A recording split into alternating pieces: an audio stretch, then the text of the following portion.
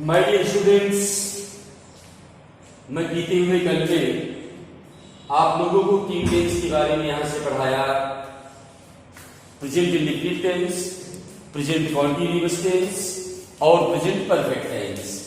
बच्चों, इसी क्रम में आज हम आप लोगों को प्रेजेंट परफेक्ट कॉन्टिन्यूअस टेंस के बारे में बताने चल रहे हैं। और टेंस में इसलिए आपको टीच कर रहा हूं कि बेटा statement tense is the base of grammar. अगर टेंस जो है ये ग्रामर का आधार है, ग्रामर की नींव है, तो सबसे पहले हम लोगों की रिस्पॉन्सिबिलिटी बनती है कि हम अपने अध्ययन की नींव को मजबूत कर लें। जब ये टेंस की सेवा ओवर हो जाएगी, समाप्त हो जाएगी, इसके बाद ग्रामर के सारे चैप्टर्स एक एक करके मैं आपको पढ़ाऊंगा और हर चैप्टर्स में टेंस का एक इंपॉर्टेंट रूल आपको मिलता रहेगा। बच्चों में हमने लिखा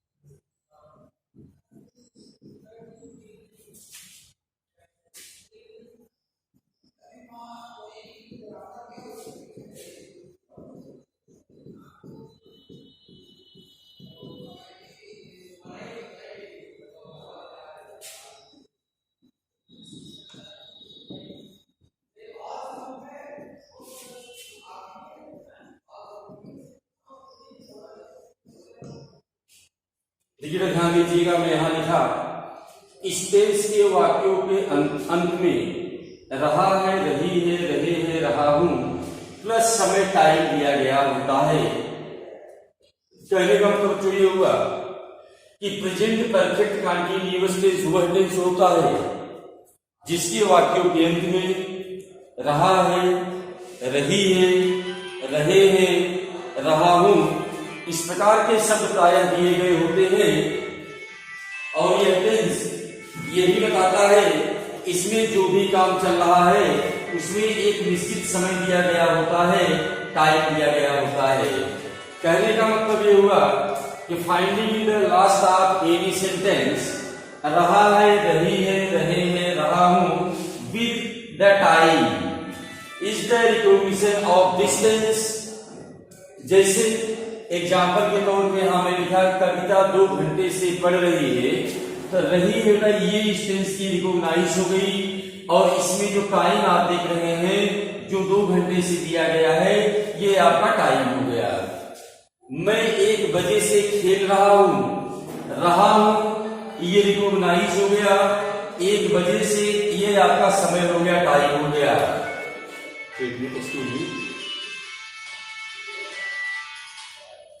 जी सर।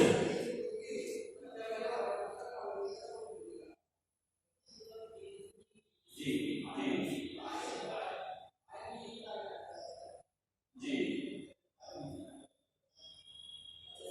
जी जी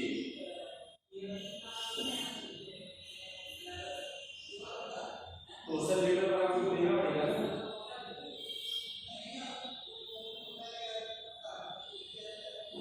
अच्छा,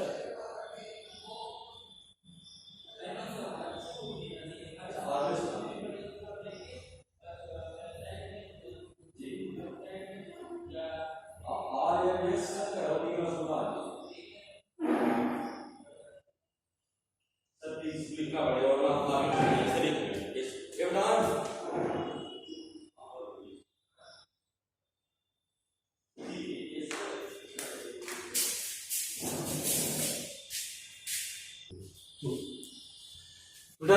अगला वाक्य आपका था मैं 1 बजे से खेल रहा हूं, ये टेंस की रिकॉग्निशन हो गई और ये आपका क्या हो गया, टाइम हो गया, समय हो गया। तो कुल मिलाकर देखिए प्रेजेंट परफेक्ट कंटीन्यूअस टेंस वह टेंस होता है जिसके वाक्यों के अंत में इस प्रकार के वर्ड्स रहते हैं और इन वर्ड्स के साथ बेटा एक गिवन टाइम भी होता, समय दिया गया होता है। जैसे सुरेश 2 बजे से सड़क पर टहल रहा है, आज दोपहर से पानी बरस रहा है, मैं 2 घंटे से यहां टहल रहा हूं, क्या हरी 3 घंटे से अपने कमरे में सो रहा है, क्या आधी रात से पानी बरस रहा है, मछुआरा सुबह से मछलियां क्यों नहीं पकड़ रहा है। तो इस प्रकार से in this way if you want you can also prepare, you can also make a lot of sentences of this tense, but being in the last of any sentence such type of words with the time is very necessary, because such type of words with the time come in the last of any sentence points out that we belong to only present perfect continuous tense। तो बच्चों मैं समझता हूं इस tense की पहचान आपकी समझ में आ गई होगी। इसके बाद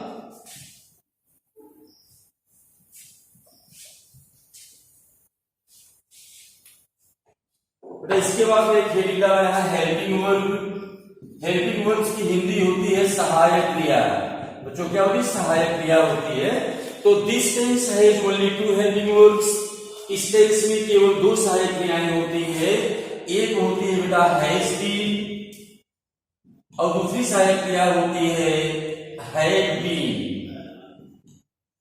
तो when we came to know, जब हमें जान गए कि this tense has 2 helping verbs has been and had been, तो बेटा हमको ये भी पता होना चाहिए कि हम अनुवाद करते समय, हम ट्रांसलेट करते समय किस कर्ता के साथ किस सहायक क्रिया का प्रयोग करेंगे। तो has been equal to subject, ये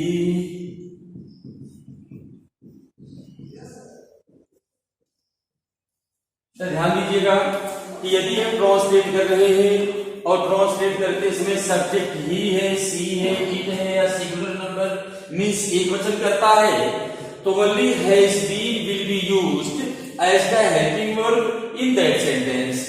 हैव बीन इक्वल टू बच्चों होता है subject I we you they plus plural number. यह हुआ आपका। तो 2 सहायक क्रियाएं थी, एक हैज बीन, एक हैव बीन। दोनों सहायक क्रियाओं के क्षेत्र को मैं डिस्ट्रीब्यूट किया। अगर ट्रांसलेट करते समय हमें ये सब सब्जेक्ट मिलते हैं तो हेल्पिंग वर्ब के लिए हैज बीन का प्रयोग किया जाएगा। और यदि during the translate we receive such type of subjects in the given sentence at that time only have been will be used as the helping verb. इसके बाद बेटा अगला नियम इनका है, मैं डाला यहां वर्ब। वर्ब की हिंदी क्रिया होती है आप जानते हैं, और इसके 3 रूप होते हैं, फर्स्ट फॉर्म, सेकंड फॉर्म और थर्ड फॉर्म। ऑलरेडी जी I have told you many times, मैं कई बार आपको बता चुका हूं। तो इसमें दिया दे रहा है ट्रांसलेट इक्वल टू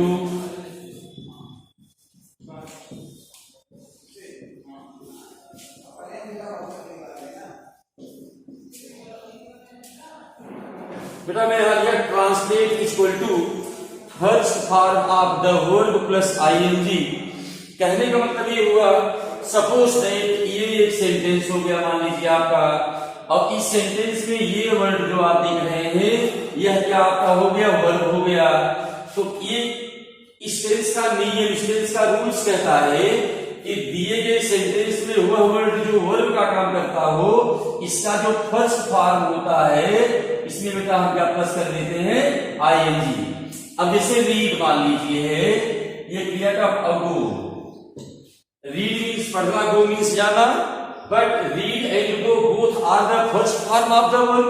लेकिन जब आप इसी बेटा प्लस आईएनजी कर देंगे और यहां भी प्लस आप आईएनजी कर देंगे तो ये आपका हो जाएगा रीडिंग और ये आपका हो जाएगा गोइंग।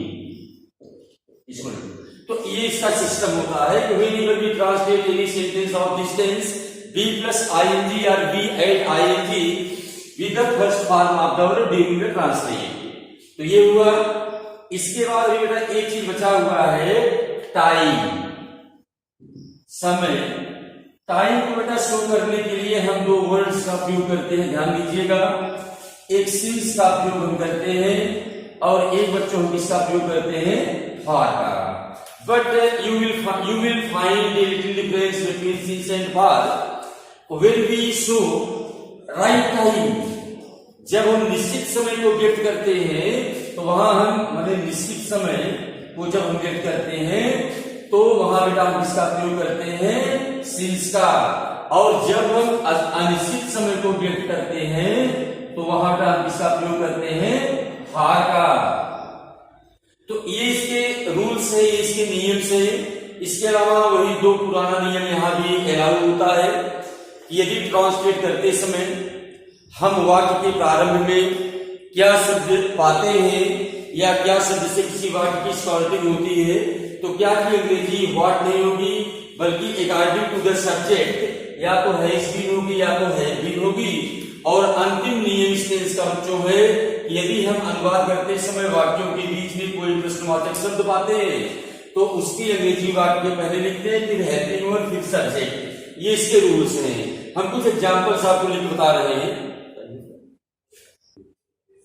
एग्जाम्पल के तौर पर ध्यान दीजिए, वाक्य यहां लिखा, रेखा 2 बजे से, खूब ध्यान समझिएगा, रेखा 2 बजे से इतिहास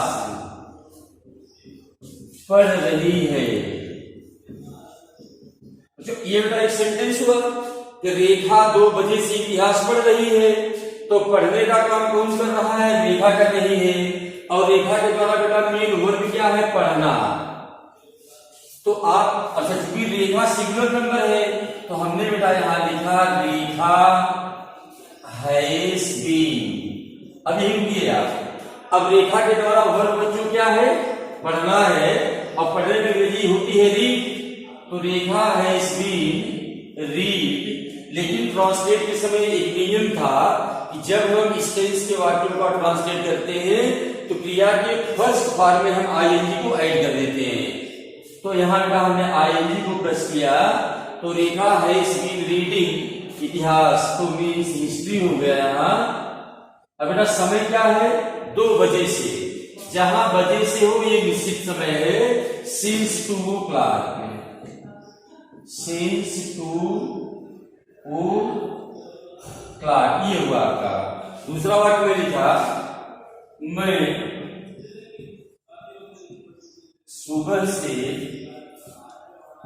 नहीं टहल रहा हूं। अगला सेंटेंस, मैं सुबह से नहीं टहल रहा हूं। सब्जेक्ट बच्चों आई हो गया और आई के द्वारा मेन वर्ब हो गया टहलना, और टाइम क्या है, सुबह से। ध्यान दीजिएगा, इसका बेटा हो जाएगा आई हैव नॉट बीन। अब वर्ब है टहलना तो वॉक प्लस आईएनजी वॉकिंग हो जाएगा। I have not been walking. समय बेटा सुबह से, तो सुबह, दोपहर, शाम या आधी रात ये निश्चित टाइम है, सिंस मॉर्निंग, सिंस मॉर्निंग हुआ। अगला वाक्य देखिए, था पढ़ाया में। इसके अलावा जो शेष हिस्सा आई से teaching tomorrow, that's all. I will do best. Thank you very much.